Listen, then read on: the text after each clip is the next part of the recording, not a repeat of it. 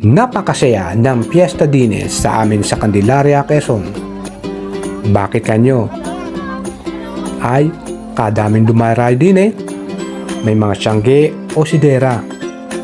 May iba't ibang at makukulay na pagkain ang ibinebenta tulad ng shawarma. Meron ding sinasabing magic smoking ball.